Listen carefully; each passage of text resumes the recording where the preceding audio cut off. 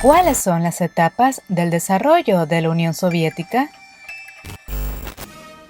La Unión Soviética era un estado que se caracterizaba por un poderoso poder ejecutivo, un método de gobierno directivo, una peculiar correlación del poder judicial y otros poderes del estado, el reclutamiento laboral y mucho más.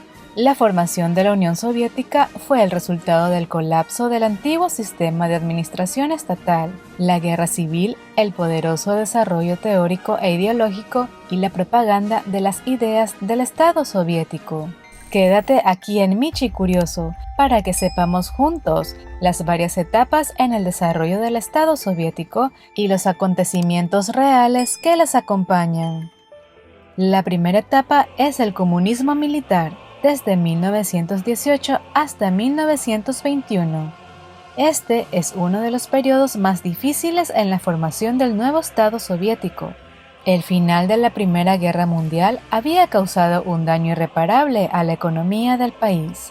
Miles de fábricas fueron destruidas. La hambruna se extendió por todo el país. La inestabilidad política y el descontento popular y social generalizado condujeron al enfrentamiento armado, que pasó a la historia como la Guerra Civil de 1917 a 1922. La joven república luchó simultáneamente contra los ejércitos contrarios y los intervencionistas. La guerra civil terminó con una victoria completa para la joven república soviética, y fue aquí donde comenzaron las primeras acciones para reconstruir la arruinada economía de la futura URSS. La segunda etapa es la nueva política económica, desde 1921 hasta 1924. La nueva política económica fue el nombre dado al programa bolchevique adoptado en el 10º Congreso del Partido Comunista de la Unión Soviética. Las principales tareas del programa eran restablecer la economía, normalizar las relaciones entre la ciudad y la zona rural, resolver el problema de la desestabilización monetaria y tranquilizar al campesinado, descontento con la política de reparto de alimentos, que provocaba que los campesinos intensificaran la insurgencia. El país también se enfrentó a la tarea de restablecer las relaciones internacionales. Al final, la nueva política económica produjo resultados positivos. El desarrollo económico comenzó a crecer, la renta nacional aumentó, la posición financiera de los ciudadanos se volvió más estable, la recuperación del sector industrial y agrícola estaba activándose a buenos pasos. Sin embargo, aunque el programa tuvo un gran éxito, empezó a interrumpirse. La creciente contradicción entre la economía y la política pasó factura. El sector privado trató de asegurar sus garantías políticas, lo que estaba en desacuerdo con la línea general de los bolcheviques. Esto también provocó una lucha intrapartidista. Para muchos dirigentes de los partidos quedó claro que, sin asegurar un nivel adecuado de desarrollo económico, sin un salto cualitativo en la ciencia, sin avance en la industria armamentista, no habría un mejor futuro. El tercer periodo es el de la industrialización y colectivización desde 1924 hasta 1937. En diciembre de 1925, en el 14º Congreso del Partido, se fijó el rumbo de la industrialización, que debía llevarse a cabo en el menor tiempo posible.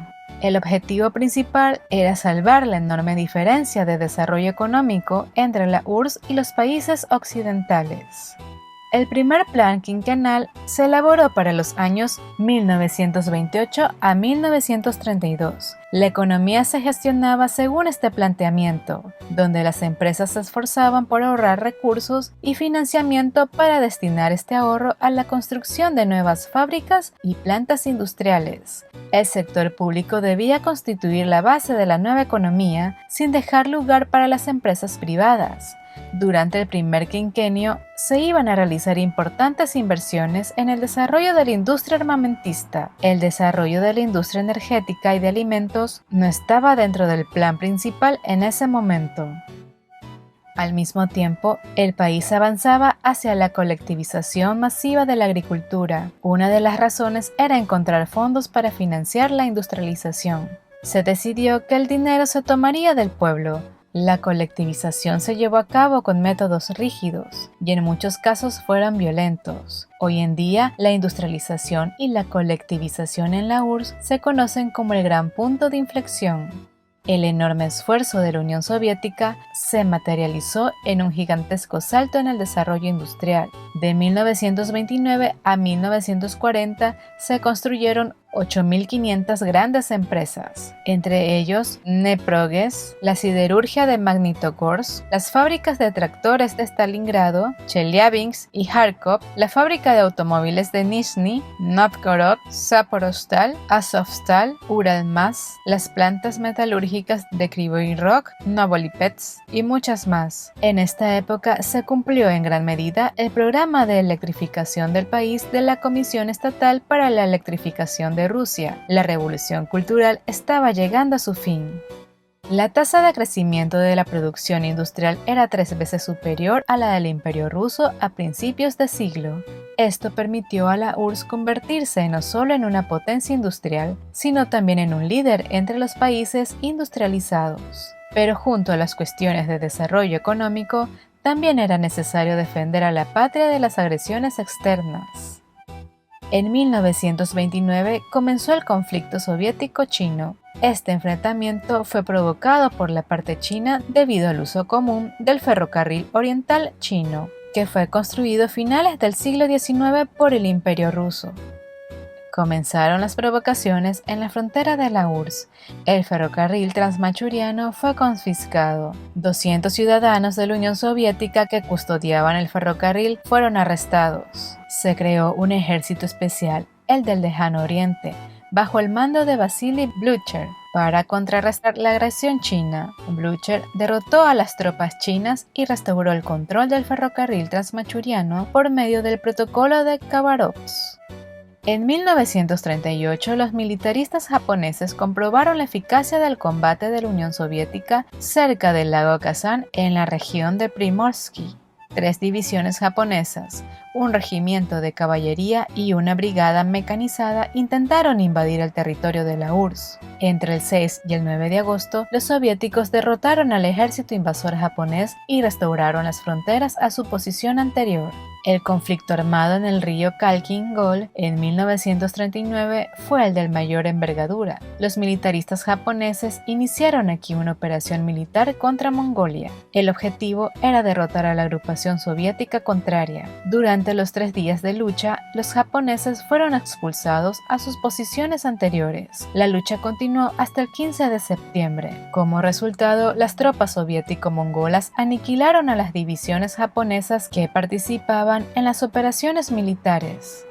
La inmensidad de las operaciones llevadas a cabo por las tropas soviéticas y mongolas queda atestiguada por el hecho de que, por estas batallas, 73 participantes fueron galardonados con el alto rango de héroe de la Unión Soviética. Muchos de los comandantes de las unidades militares que participaron en estas batallas se convirtieron en grandes líderes y comandantes militares. Georgy Kutuzov se convirtió en mariscal de la Unión Soviética, Iván Fediuninsky, general del ejército, Konstantin Abramov y Grigory Stern, coroneles generales.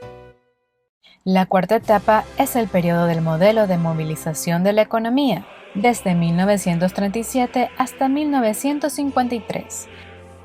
Este periodo puede considerarse el más difícil. La URSS siguió aumentando el ritmo de desarrollo económico. Se siguieron construyendo plantas, fábricas y centrales hidroeléctricas. Al mismo tiempo, las disputas en el interior del partido se exacerbaron en ese momento. El fortalecimiento del poder de Stalin también contribuyó al fortalecimiento de la sociedad totalitaria. La ideología formó una nueva forma de pensar y percibir.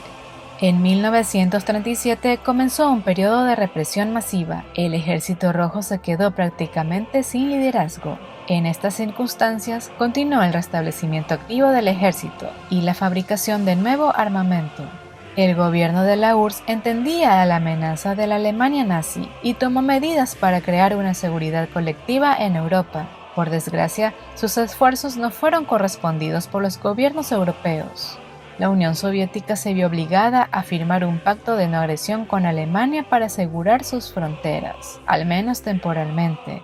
En 1939, el Ejército Rojo emprendió una campaña de liberación en Ucrania y Bielorrusia. Con el colapso de Polonia, se dieron los precedentes para reunificar las tierras occidentales de Ucrania y Bielorrusia, que se habían perdido en la guerra de 1920. El 17 de septiembre de 1939, el Ejército Rojo cruzó la frontera estatal y ocupó los territorios perdidos. No hubo enfrentamientos con las tropas polacas. En noviembre de 1939, las tierras liberadas del yugo polaco fueron aceptadas como parte de la URSS.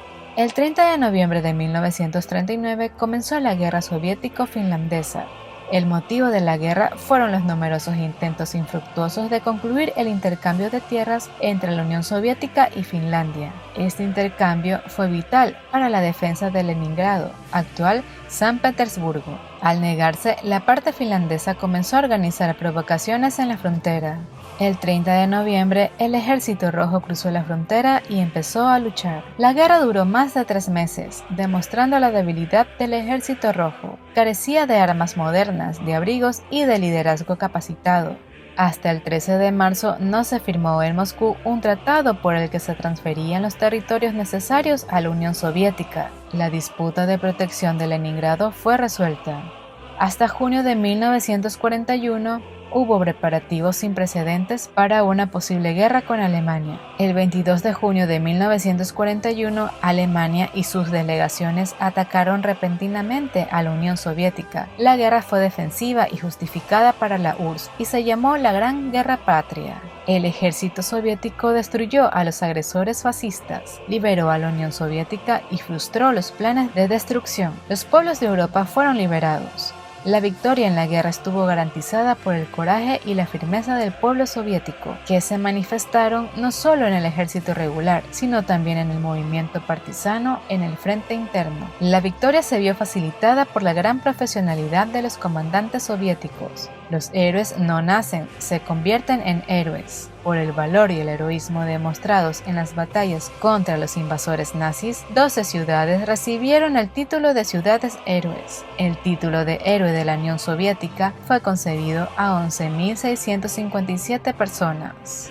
El 9 de mayo de 1945 se firmó la capitulación de la Alemania nazi y ya el 9 de agosto la Unión Soviética comenzaba la guerra contra el Japón imperialista. Esa guerra se inició de acuerdo con los compromisos asumidos por la URSS como aliada de los países de la coalición occidental. Las tropas soviéticas derrotaron al ejército de Kuomintang, liberó el noreste de China, Corea del Norte, el sur de Sajalín y las Islas Kuriles. El precio de la victoria fue enorme. En los campos de batalla, en los campos de concentración, en el Leningrado asediado, en la retaguardia, murieron unos 27 millones de soviéticos. Unas 1.710 ciudades, más de 70.000 pueblos y aldeas fueron destruidas. Un gran número de fábricas fueron destruidas y muchos kilómetros de ferrocarriles fueron destruidos. El final de la Gran Guerra Patria estableció nuevas obligaciones. En primer lugar, la restauración de la economía. Los esfuerzos del pueblo soviético dieron resultados positivos. Solo durante el primer plan quinquenal de posguerra, la producción industrial y agrícola aumentó en un 73%, la inversión de capital 3 veces, la productividad del trabajo en un 37% y la renta nacional en un 64%. La quinta etapa es el periodo del desarrollo sostenible y la perestroika o reestructuración, desde 1953 hasta 1991.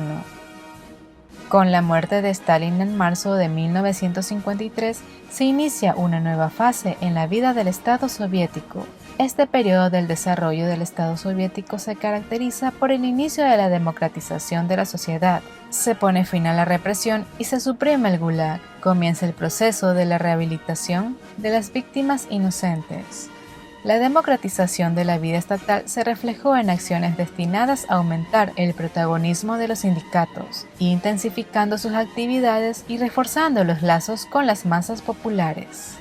Durante el periodo estudiado, se tomaron medidas para mejorar la eficacia de la gestión de la economía nacional. Se hicieron cambios en la legislación laboral en el sentido de aumentar la seguridad económica y social de los ciudadanos. Se adoptó un plan para construir la base cultural y técnica del comunismo. La energía nuclear y la electrónica se desarrollaron activamente. El primer hombre fue enviado al espacio. Aquí comenzó el acondicionamiento de las tierras de cultivos, la cuota industrial ligera se amplió.